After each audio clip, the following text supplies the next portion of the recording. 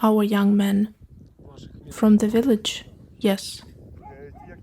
When it all started, I went to the military registration and enlistment office, but there was none. I could have taken a weapon and gone fighting, but I wasn't given one and I had to stay here like a fool.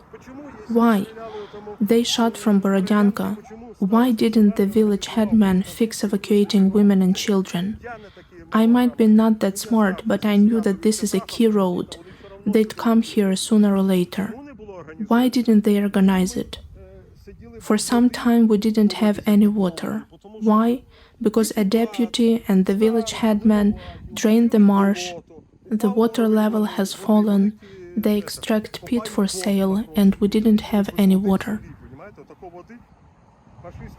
Those fascists would come and take all the water, and we'd drink mud.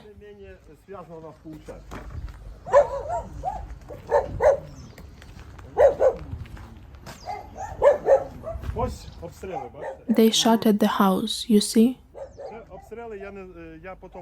We'll get back to them. Now follow me.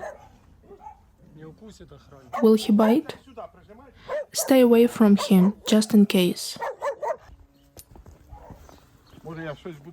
I might say something wrong because I was confused, and it's still a mess in my head. Look here, there was a dugout covered with boards. I've taken it apart. There is a trench over there, another one here. Over there is a lot of dugouts, about 6. I can show them closer if you want to see them.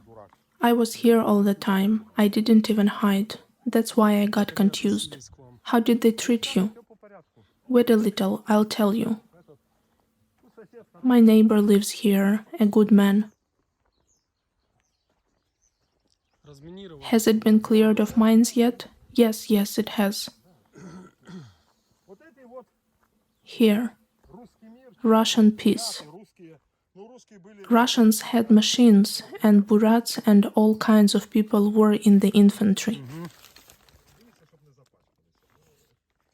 They are animals, pigs.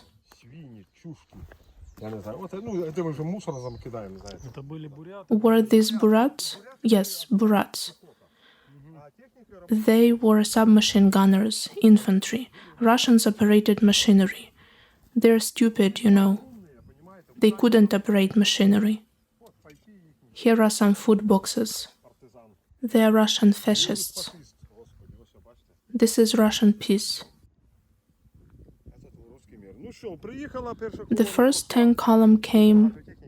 There were very many tanks. No one counted them really. In front of us, a tank lost its crawler. They drove it a little further and then stopped. The crew left and left the tank. The tank worked till morning, and then storage batteries died. In the morning, we came to it and disabled the tank. It was dangerous to burn it. It could explode. I took 3 boxes of ammunition loads and hid them.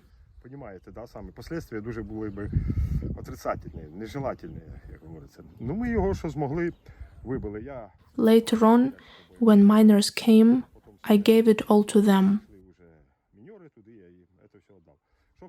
What's interesting is when they were defeated near Kyiv, because they were working in Borodyanka and Hostomel direction, they started moving this way.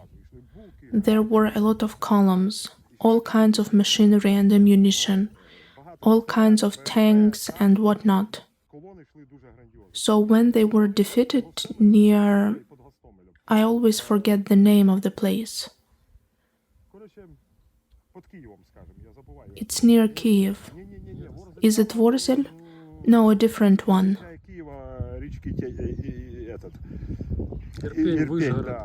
It's not Irpin. Stoyanka. So a part of the column returned this way. They were going through the village. Submachine gunners walked across gardens, and another part walked along the street. From that direction. They hardly shot at houses here. But when they came to my neighbor, and he had seen us disabling that tank, so he probably said something about it, and they started shooting at my house. And they'd say we were doomed. There is a camera in the tank, and they probably saw the recording. I don't know for sure. Well, thanks God, we are all alive. My neighbors hid in the cellar. There were 7 of them, including a little girl. I didn't hide. While I had gas, I heated the house. How old is the girl? She's 6. How long did they stay in the cellar? All the time. How long did they stay here? I can't tell you exactly. About a month, probably. I can't even remember when they entered.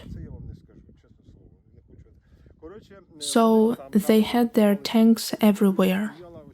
There was a machine blocking mobile connection over here. Mobile phones didn't work at the time.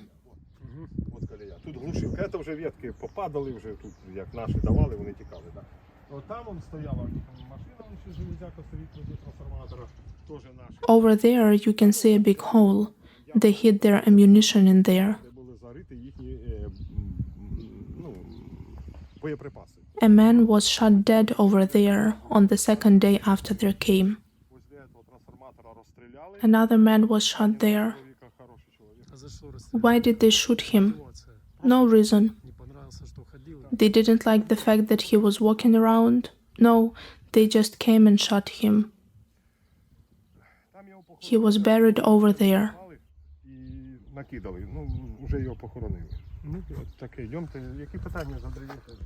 You can ask me some questions if you want to. They would scare people, threaten us. They'd tell us they had shot some people.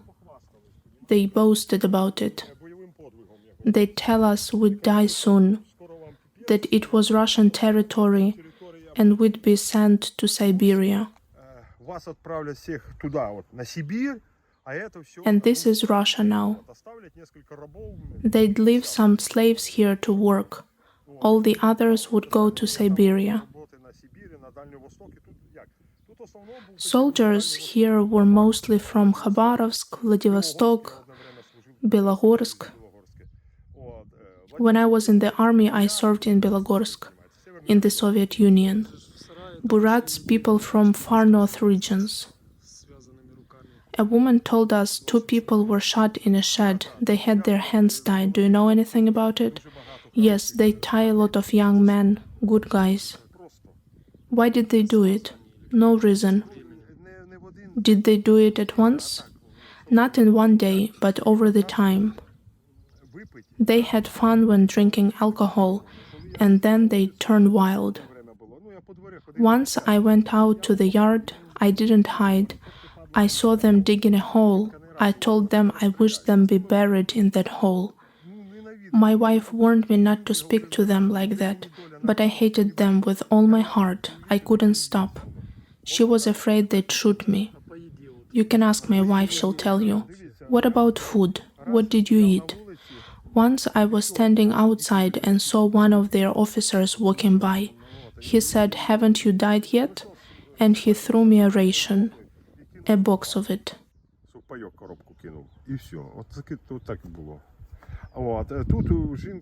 My neighbor across the street died during bombing. She had a heart attack. That house was hit with 3 shells. A fire started. I got a fire extinguisher to try to put it out. When I was putting it out, I saw a woman coming out of the house. Can you imagine that? 3 projectiles hit the house and she was alive. And then I saw a soldier coming to me. He was drunk. He asked me what I was doing. I answered I wanted to put out the fire. He hit me with his submachine gun into my stomach and told me to get back to my yard. But when he saw the woman coming out from the burning house, he was shocked. I couldn't believe it either. There was no house and she survived. It happened so fast too. They shelled. Some trees in the garden got damaged. Some other houses were hit too. One over there, a school and a kindergarten were ruined too. A canteen and the kindergarten are all ruined.